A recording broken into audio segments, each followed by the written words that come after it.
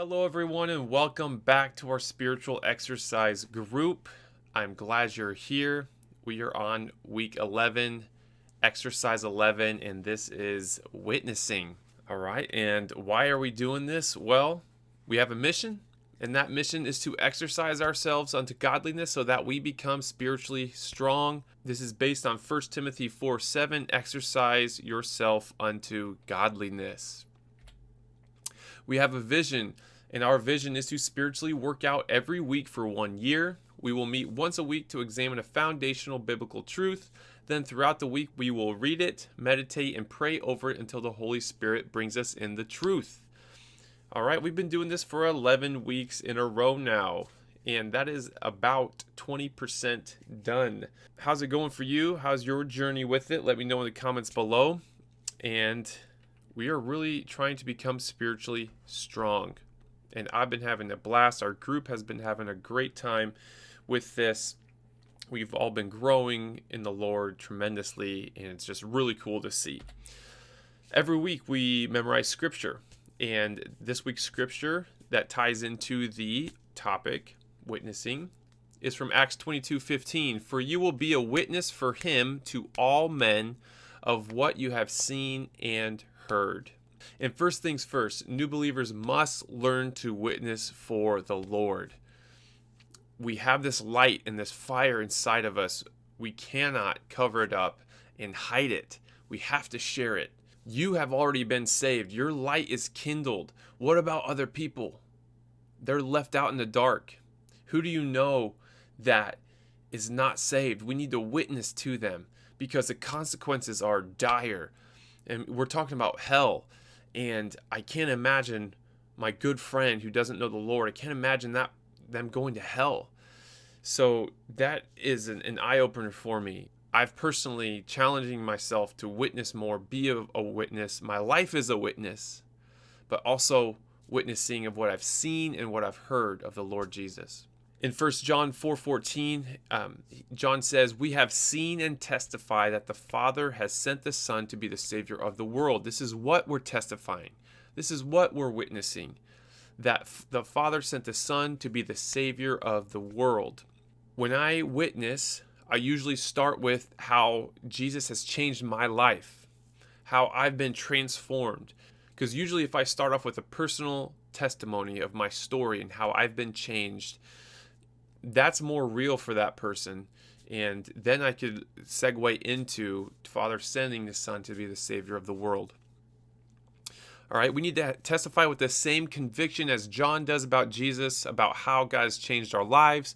We're spreading the good news. Some supporting scripture for this is Romans 1:16. For I am not ashamed of the gospel, because it is the power of God that brings salvation to everyone who believes, first the Jew, then the Gentile.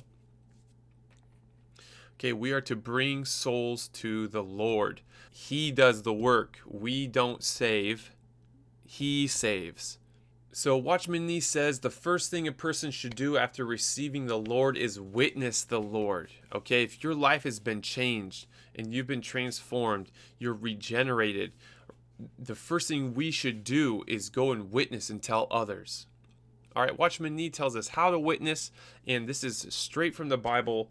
And the first one is speak in the city. And this is based on John 4, the Samaritan woman.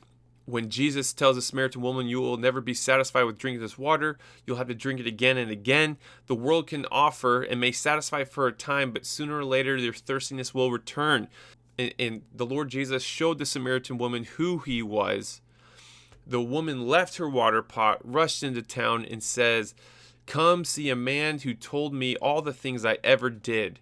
Can this be the Christ? Okay, here we have a real example of witnessing.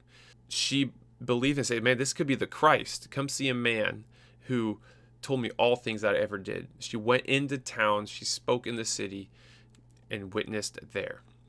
So when we witness, we make sure to emphasize that we are sinners saved by grace. It is by God's grace through faith.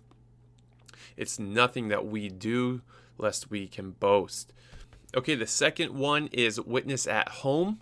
And this is based on Mark 5.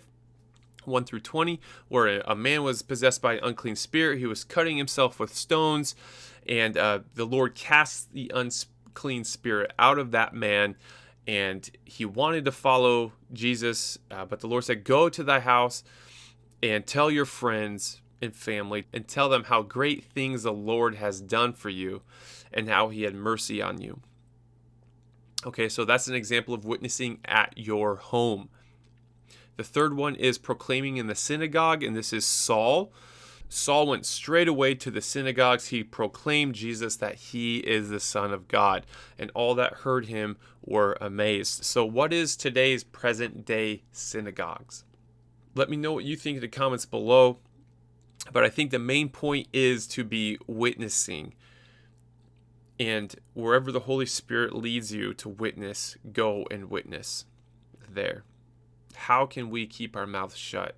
How can we have every sin forgiven and not share that with other people?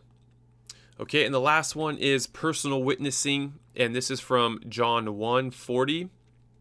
And this is an example of witnessing person to person. Andrew, the disciple, sought out Simon, and Philip sought out Nathanael, and there they witnessed person to person. All right, and lastly, Watchman Nee talks about the believer's secret of happiness, and there's two just extraordinarily happy times in a believer's life, and one is the first time he believes in the Lord. Basically, when he's saved, when he's regenerated, that's the happiest time. The second time is when he leads someone else to believe in the Lord. Oh, what joyous time that is. Have you ever led someone to the Lord? What's your experience been? I asked this to the group, and honestly, it's hard to think about a time when I led someone to the Lord. You plant seeds, and your life's a witness. And I've talked about Jesus to my unbelieving friends, but it's been a while, probably since my teens, since I actually led someone to the Lord. So that's my conviction, is to witness more, to be a witness, for my life to be a witness. Because how can I be drinking, smoking, cussing, all that, looking at stuff I shouldn't be looking at, all that stuff? How can I be doing that and my life be a witness to God? Right? When people look and see that, they just think, well, we're of the world, So our lives are a witness. And lastly, in Proverbs 11:30, it says, "He who is wise wins souls." All right, well, that's it for this week. I am really just preloading the information to you. You guys are reading the chapter of this book, Spiritual Exercise by Watchman Nee. It's $11. It's $5 used. You could get it on Amazon. The link is in the description below. And our goal is to become spiritually strong.